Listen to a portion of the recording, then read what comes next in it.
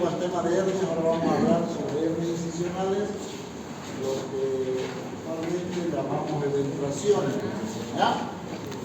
Entonces se denomina eventuación como diría o hernia ventral, hernia incisional, ventrocele, laparotocele, ¿ya? A la protrusión o salida de las vísceras abdominales por una zona o orificio debilitada, ya sea quirúrgica, traumática o patológicamente, ¿ya?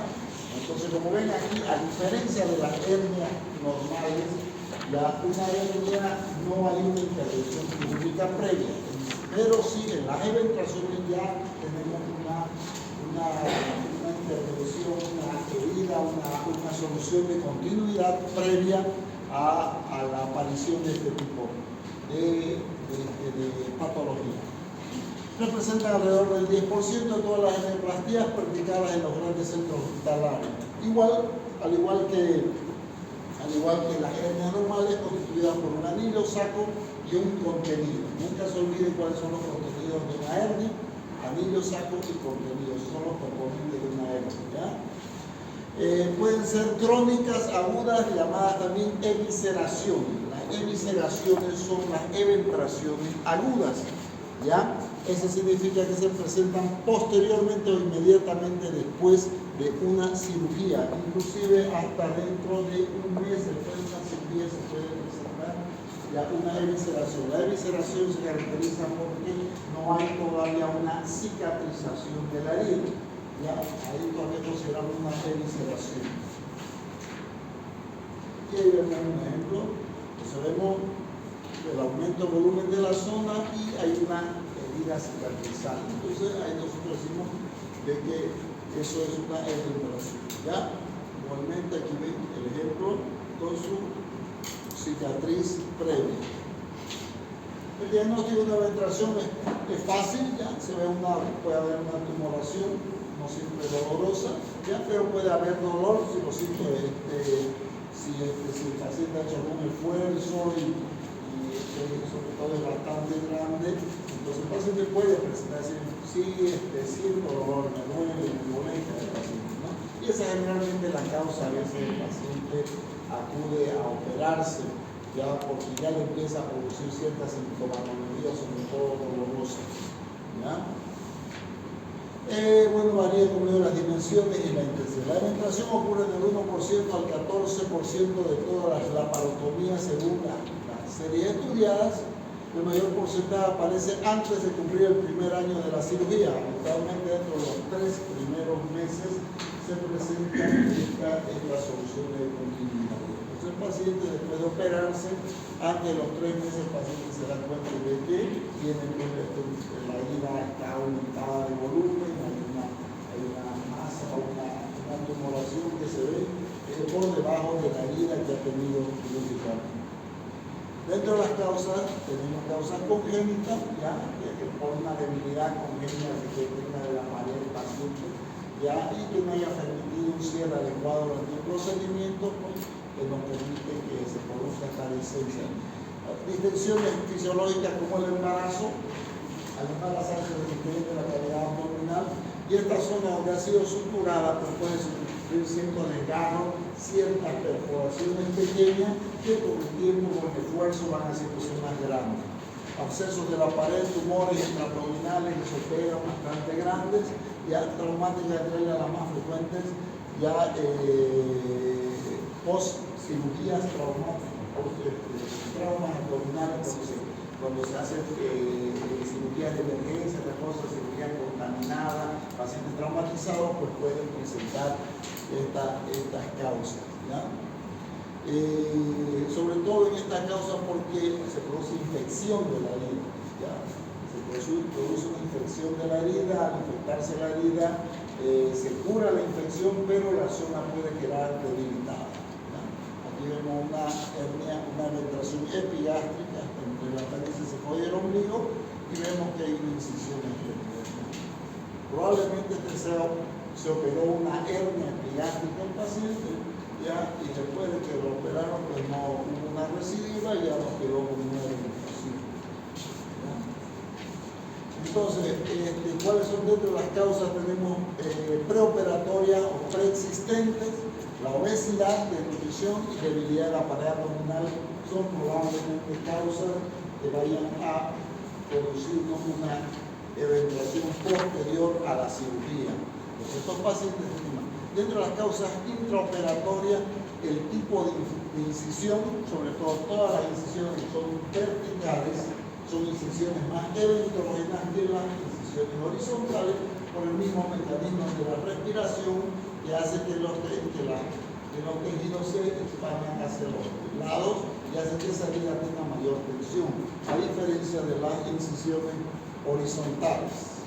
Defectos en la técnica, ya, entonces algún problema, alguna mala técnica de sutura ya hace de que el paciente en su momento pueda tener una evaluación.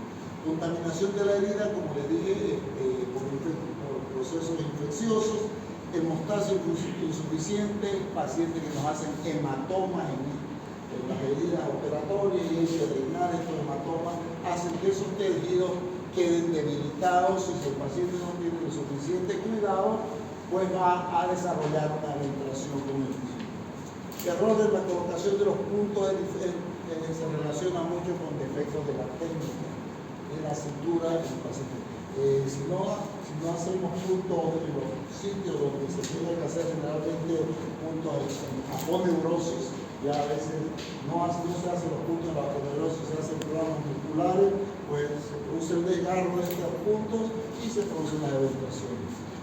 Esto se relaciona con el afrontamiento inadecuado de los planos, ¿ya? Entonces los planos tienen que estar adecuadamente afrontados ya para permitir que cierren adecuadamente. No tiene que haber ningún material entre ambos planos, lo cual se afronta muchas veces el tejido celular subcutáneo o el tejido preperitoneal se interpone o a veces músculo entre vainas aponeuróticas y esa parte no se adhiere adecuadamente y produce zonas de debilidad. Material de sutura inapropiado, esto lo utilizamos sobre todo en cierre de algunos lugares donde hay mucha tensión, donde va a haber mayor tiempo en el proceso de cicatrización y utilizamos material reabsorbible.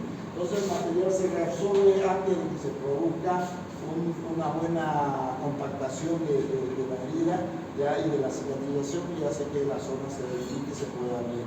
Y bueno, por cuerpos extraños, sin darnos cuenta que queden ahí algún cuerpo extraño, produzca infección, subversión y nos produzca este fenómeno.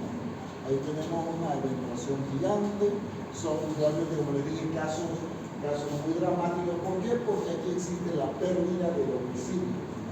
Estas vísceras que están contenidas en este saco probablemente no tengan ya lugar en la cavidad abdominal. Porque cuando operamos y queremos introducir esto, resulta muy difícil querer reintroducir estas vísceras a la cavidad abdominal. Eso se llama pérdida de domicilio.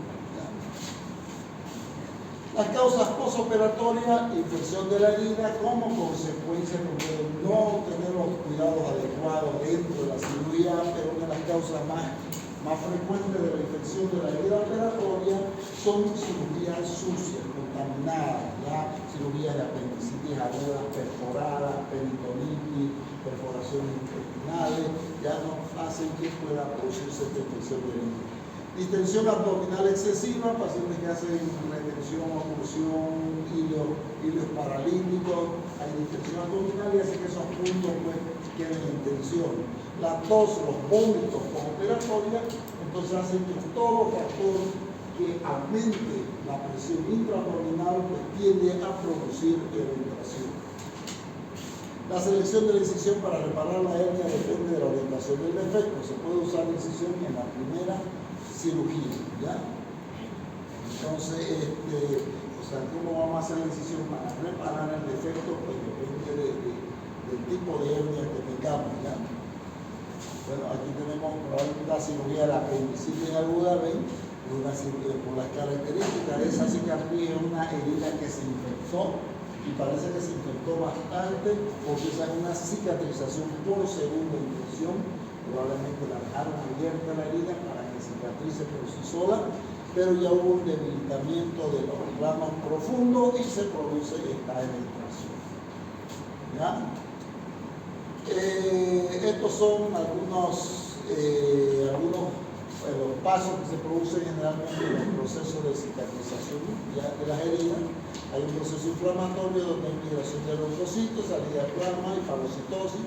Hay una fase de epitelización, ya, donde aquí en esta fase es donde se van a producir las perturbaciones en el proceso cicatrizal, pues ya sea por fallas en la técnica quirúrgica, como dice mal cierre de una laparotomía, infección de la superación postoperatoria en un 15 a un 30%, sobre todo en cirugías contaminadas, y causas generales que pueden agravar también ya esta fase de cicatrización que pacientes con edad avanzada siempre pueden tener problemas en la cicatrización. Pacientes con hipoproteinemia es muy importante en una cirugía programada verificar el nivel de proteína que tenga el paciente, porque la albúmina prácticamente es el cemento que nos ayuda a cerrar toda la sutura que nosotros hacemos. Entonces el paciente tiene que tener un buen nivel de albúmina. La anemia también es un factor que tiene mucho que ver en la cicatrización, porque los pacientes la anemia no solo interfiere en el proceso de cicatrización, sino interfiere en todos los procesos de recuperación postquirúrgica. Actualmente se considera que para una cirugía programada la hemoglobina tiene que estar por encima de 13 miligramos por ciento para operar a un paciente. Según los datos, las estadísticas nos dicen que el paciente con menos de 13 miligramos por decilitro de hemoglobina no debería ser sometido a una cirugía programada, porque va a interferir en muchos factores en su recuperación postoperatoria. Enfermedades respiratorias que nos provocan tos, sobre todo tos excesiva, y que nos va a aumentar la presión intraabdominal. Y en el postoperatorio de esfuerzo, los tos y los vómitos son fundamentales tratarlos de evitar. Antiguamente, cuando se iba a operar de hernia, que se hacían las cirugías con tensión, el paciente se estaba tosiendo, era una contraindicación para la cirugía. Actualmente, como se utilizan mallas protésicas, ya no está tan contraindicado, pero la tos influye mucho en el tema del dolor. Un paciente que está tosiendo, lo operás, va a seguir tosiendo después de la cirugía y la va a pasar mal, porque la tos le va a producir un excesivo dolor en la herida operatoria. Estas son hernias pues bien dramáticas. Esta, como ven, a ellos que le han hecho de hombro, me hicieron una incisión traumática, ¿no? Esta es una incisión en boca de horno, que se llama, que se utiliza para pacientes con pancreatitis necrohemorrágica complicada, Es una incisión que se hace en forma de una boca de horno así, y se abre, se ingresa esta cavidad y se llega al páncreas, se saca todos los restos necróticos del páncreas y se deja abierta la herida. La parte del colon se la sutura en la parte inferior de la herida, y el estómago en la parte superior de la herida, y se deja la transcavidad de los epitrones ya en la zona pancreática al aire libre, porque ese paciente tiene que ingresar a cirugía reiteradas veces para hacer lavado realmente día por medio, se ingresa el quirófano, se va lavando, se va limpiando, y esa herida tiene que cicatrizar por segunda infección. A veces pues nos produce estos desastres, ¿no? Pero lógico que este es un descuido un poquito encerrado de arte, que no se ha hecho una buena protección de la víscera, lo que ha provocado que se produzca, Algunos factores que alteran el proceso biológico de cicatrización, dentro de los factores mecánicos para una buena cicatrización, como dice el 75% depende de una buena aponeurosis. Si tenemos una buena fase aponeurótica, inclusive no se necesitan mallas para corregir estos defectos, si no hacemos una buena estructura de la aponeurosis. El 25% es musculatura, así que no es fundamental tener unos buenos músculos para no tener una depresión. Y la estabilidad de la herida en el 20% a los 14 días. Entonces, si a los 14 días el paciente no ha habido infección, no ha habido hematoma, significa una herida que se puede, se ha esterilizado y las probabilidades de que ese paciente haga una infección son mínimas. ¿Okay? En los 3 primeros meses el mayor peligro que se produzca este problema, porque generalmente el material de sutura reabsorbible que utilizamos para cerrar la aponeurosis son 3 meses. El tejido vitril tarda 120 días en resolverse. Entonces los 3 primeros meses son los primeros meses que vamos a estar seguros si hay o no hay una infección. Mucho, como digo, depende del tipo de incisión. Incisiones más electrógenas, otras menos electrógenas. Dentro de los factores biológicos, como hipovitaminosis, hipoproteinemia, anemia y falta de algunos oligoelementos. Dentro de los medicamentos que van a predisponer a este uso de corticoides, los quimioterapias y las irradiaciones, pues nos producen una disminución del proceso de cicatrización. Ya los corticoides por acción general, pero la irradiación generalmente nos daña los tejidos, nos produce tejidos muy malos, muy friables. Las irradiaciones por radioterapia, ¿no? Pacientes oncológicos, entonces nos va a producir malos tejidos y va a determinar que se produzca por la evitación. Otra foto con una evitación intraumbilical.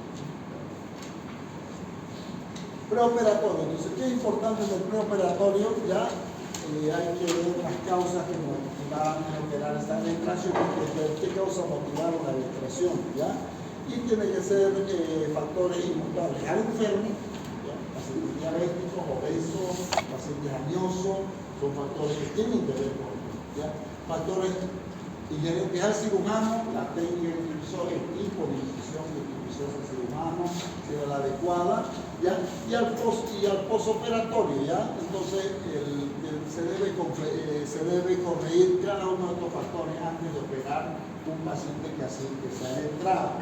Tenemos que ver que el paciente, si es diabético, se corrija su diabetes, que el paciente es obeso, se trate de bajar peso, ver que las proteínas estén bien, que no esté anémico ese paciente. Entonces, poner las mejores condiciones para poder realizar la cirugía de corrección para que no vuelva a tener los mismos problemas nuevamente, ¿no? Aquí tenemos otra imagen de otro paciente. El tratamiento quirúrgico, bueno, cada ventilación pues tiene su, no existe una técnica, así se hace, estos son los pasos que se toman. El primer paso es la incisión, liberar todo el proceso de la ventilación. Aquí hay que tener mucho cuidado, porque sobre todo las ventilaciones de la pared anterior del abdomen, porque generalmente a veces las vísceras están adheridas ya por debajo del defecto. Entonces, si nosotros somos muy agresivos y hacemos un corte muy agresivo, podemos pasarnos y perforar un intestino, que muchas veces ha sucedido. Entonces, realmente constituye un desafío tener una ventilación grande y tener que hacer una incisión y ir con cuidado entrando hasta poder meter el dedito y ver que donde vamos a cortar no haya nada adherido, ir cortando de a poquito. Y si nos encontramos con masas intestinales, pues hay que irlas liberando, separando para poder ir abriendo, ¿no?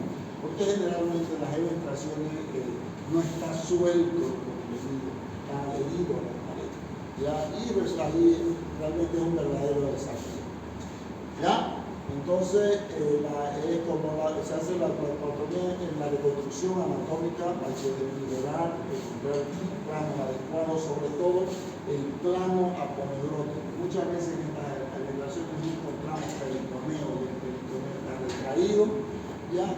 Y bueno, que no nos ayuda mucho el cerrar un oso del peritoneo, porque es una serosa muy débil, pero sí tenemos que encontrar un buen plano aponeurótico, porque ese es el sitio donde vamos a fijar nuestro punto de sutura, ¿ya? Entonces es importante el plano aponeurótico, ¿ya?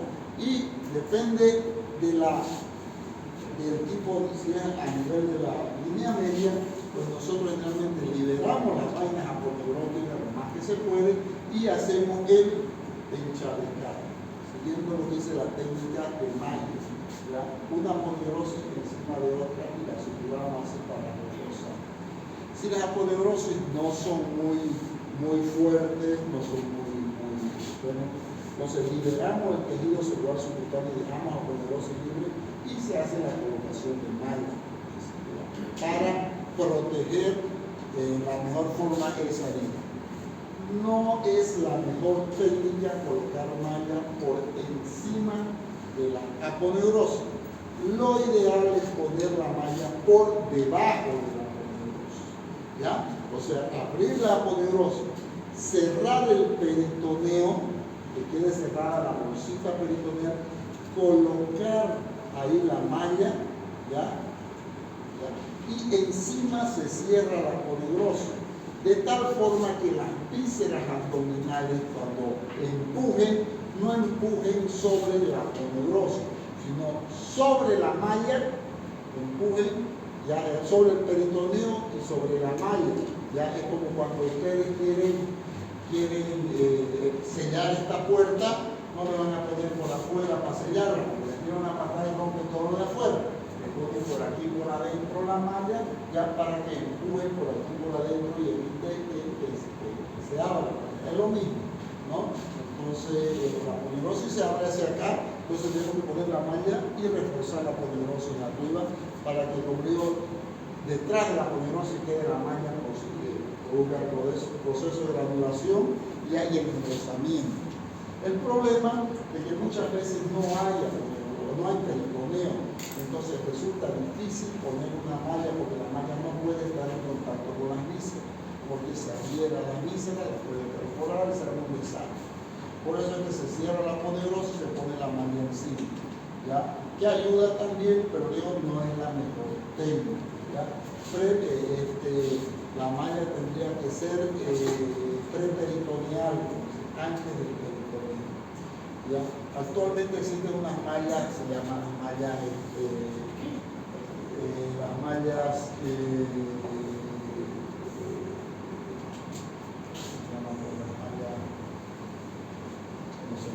mallas, ya no tiene nombre, ya, que tiene un lado de marles y el otro lado tiene una manera de silicona, ¿ya? Son mallas ventrales, ¿ya? Que esa malla sí puede estar en contacto con esa parte sí puede estar en contacto con la víscera. Esa se pone cuando hay un defecto muy grande de pared y hay que rellenar parte de la pared, son viscerales, ¿no? Mallas viscerales, ¿ya? Entonces, esas mallas viscerales pueden estar en contacto con la víscera, ¿ya? No se adhieren por esa parte especial que tienen de un lado que permite que las vísceras estén en contacto y no se adhieran. Son un poco caras, ¿ya? Pero se utilizan, ¿ya? Se pueden utilizar ese tipo de mallas, ¿ya? Entonces, se puede utilizar también algunos parches antiguamente se utilizaban, de la fascia lata, se aplicaban partes tendinosas para reponer algunas partes que faltaban. Actualmente se utilizan mallas, todo con mallas protésicas, mesilene, marles, las mallas viscerales, etcétera, muchos materiales para producir la reparación, ¿ya? La parotomía supraumbilicales son operaciones nucleares que también se hace una especie de inyectamiento igual que la de magia, ¿ya? Hay implantes también como gasa de tántalo, filigramas, placas plásticas, de hacernos esponjas de polivinilo, injertos cutáneos, ¿ya? Esos sobre todo se utilizan para tratar de cerrar esas grandes operaciones. Actualmente lo que se hace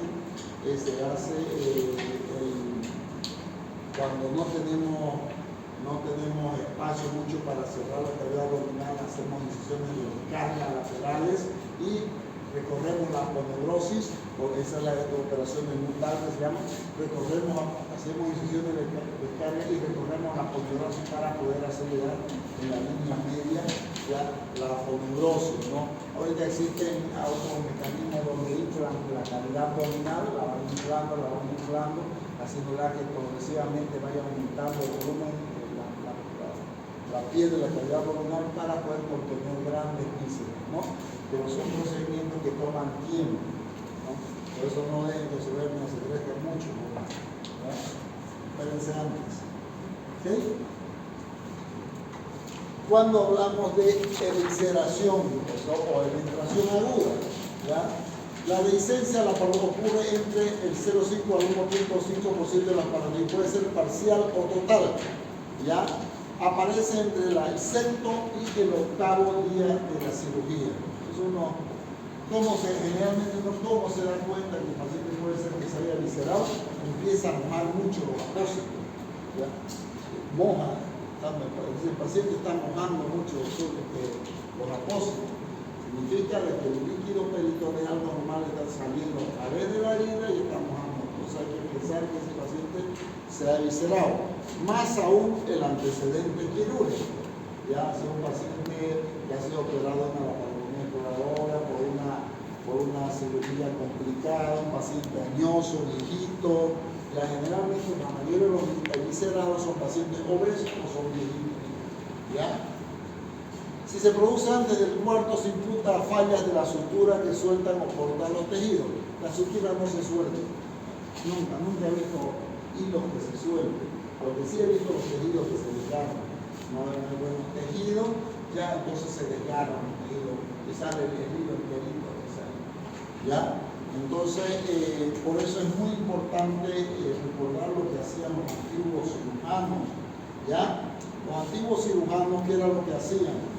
Ya, cuando iban a cerrar una herida que tenía probabilidades de infectarse, pacientes con malos niveles de proteínas, normalmente eran cirugías de emergencia, ya, no hacían sutura continua del cierre de la pared. Nosotros hacemos sutura continua de la ponidrosis. En plasma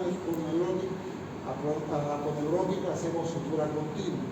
Los cirujanos de antes decían no, hay que hacer puntos sueltos. Una sutura continua, se te suelta un punto y se te abre toda la herida, sale el hilo enterito. ¿Ya? En cambio, si haces puntos sueltos, pues se te infecta una parte, se te suelta ese puntito, pero los otros siguen limpios, porque están sueltos los puntos. ¿Ya? Entonces, eso es lo ideal de hacer. Muchas veces actualmente los cirujanos por flojera, por estar haciendo punto por punto, hacen una sutura continua y después se arrepienten de haber hecho eso porque tiene grandes problemas, ¿ya? Entonces hay que tomarse el tiempito nomás y analizar el caso, y si es necesario hacer puntos sueltos, se tiene que hacer. Sutura continua solamente en pacientes con buenas condiciones, incisiones horizontales oblicuas, ¿ya? Y cirugías limpias, no cirugías contaminadas. Cirugía contaminada, mejor hacer puntos sueltos. ¿Ya? Las que sobreviven después se deben casi siempre a fallas de cicatrización. ¿Ya? Entonces, hasta el cuarto día de cirugía, si se produce una eventuación y por falla en la técnica. Después del tercer y octavo día, generalmente porque el paciente tiene problemas de cicatrización. ¿Qué factores predisponentes y desencadenantes? Ya entre los predisponentes incluyen todos los estados agudos o crónicos que pueden producir una profunda perturbación en el medio interno, o sea, alteraciones en el medio interno. El paciente como la hipoproteinemia acentuada, pacientes malnutridos, caquéticos, con anemia aguda, ya con hemorragia digestiva, o sea, pacientes en mal estado general, pero del medio interno. ¿Ya? Son los predisponentes. Y los factores, los predisponentes locales, amplio avenamiento especial a través de la misma herida, hematoma. Avenamiento significa los drenajes. Ya hay personas que dejan, por eso no es aconsejable dejar drenaje a través de las heridas, que se deben dejar por contraabertura, sacarlos por un lado de la herida, porque los drenajes por herida tienden a producir también la resistencia de la estructura y producir evisceraciones. ¿Ya? Hematoma, supuraciones de digestiones de tejidos por fermentos pancreáticos, uso de material de sutura absorbible para la síntesis, ¿ya? Material de mala calidad, suturas con técnicas inadecuadas. También todas esas son causas para producir la evisceración. ¿Ya? Factores desencadenantes, ¿ya? O sea, los que nos pueden desencadenar, no que nos predisponen, sino que nos van a desencadenar. En el proceso tenemos todo lo que nos aumente la presión intraabdominal, ¿ya? Y nos pone distensión.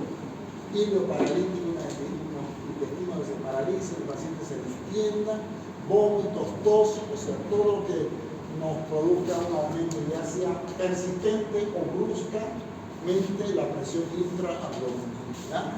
Y aquí vemos una tomografía donde vemos una imagen de una evisceración. Ya no es evisceración porque no hay herida abierta, es una evisceración. ¿Ya? Otra, va una evisceración, mejor dicho, no es evisceración. Evisceración, ¿ya? Diagnóstico diferencial con hematomas, abscesos de pared, tumores de pared abdominal y seroma. Es fácil de realizar un diagnóstico diferencial, no es complicado, ¿ya? Pero sí con la evisceración sí hay que hacer un diagnóstico. Un hematoma, un absceso de pared, tumores de la pared y seroma para la evisceración. No se olviden, evisceraciones son crónicas, así que ya viene con su vida. Pero la evisceración es aguda. Entonces tenemos que pensar que no sea una evisceración, que no sea un hematoma, y pensar que es una evisceración y que es un hematoma. Aquí hay otro, foto, una evisceración y aquí hay una proceso probablemente esté atascada y esté produciendo hemorragia. Imagen de otra evisceración. Y aquí, como pueden ver, está la herida operatoria y se está colocando está haciéndose los puntos, ya, los diferentes puntos para hacer el encharcamiento y ahí se está colocando la malla de marble por encima de la sutura que se ha hecho, ya, se hace la colocación encima de la poderosa. ¿Ya? ¿Está? Aquí esta es una preperitoneal. Aquí están los bordes aponeuróticos. Ya se ha cerrado el peritoneo y se está colocando la malla, ya, encima del peritoneo y por encima de la malla se va a cerrar el plano músculo aponeurótico. Esa es la forma ideal de colocar una malla, pero es cuando contamos con un peritoneo íntegro o tenemos una malla de tipo visceral, ¿no? Que puede estar en contacto con la visceral. Y bueno, ahí es el cierre del efecto, ¿no? Ahí vemos otra y ahí su corrección, ¿no? ¿Cómo se puede prevenir este tipo de problemas? Factores de prevención de las hernias incisionales, utilizar incisiones horizontales o oblicuas cuando sea factible, en lo posible evitar las verticales, a no ser que tengamos que hacer una lámpara con un explorador, que generalmente se hace incisión vertical. Empleo de material no absorbible en sutura de heridas limpias de bordes nítidos, ¿ya? Material no absorbible solamente en heridas limpias con buenos bordes, ahí utilizar material no absorbible. Después es mejor utilizar material, aquí se usa material no absorbible, ¿ya? Eso se cubría en heridas limpias con bordes nítidos, con buenos bordes utilizamos material absorbible, realmente el nitrilo es excelente. ¿Por qué? Porque dura 120 días. Si en 120 días haciendo una buena sutura no se roba una herida limpia, con bordes nítidos, ya muy ajeno a la voluntad. ¿Ya? Pero en heridas que tienen probabilidades de abrirse, mejor utilizar material no absorbible. ¿Ya? Evitar tensión innecesaria en el cierre de las heridas, no hacer puntos muy fuertes, cuya tensión, ¿ya? Asegurar una hemostasia meticulosa para evitar los hematomas, evitar espacios muertos en las heridas, ya tratar de cuando hay tejido celular subcutáneo muy grueso, evitar hacer el punto arriba, dejar un espacio ya entre la piel y la poneurosa, un espacio muerto muy grande, libre, porque eso hace que se acumule líquido en la vida. Entonces hay que tratar de hacer puntos en el tejido celular subcutáneo para tratar de disminuir estos espacios muertos, ¿ya? Estimular la reducción del peso, al ser posible, antes de la operación del paciente, ¿ya?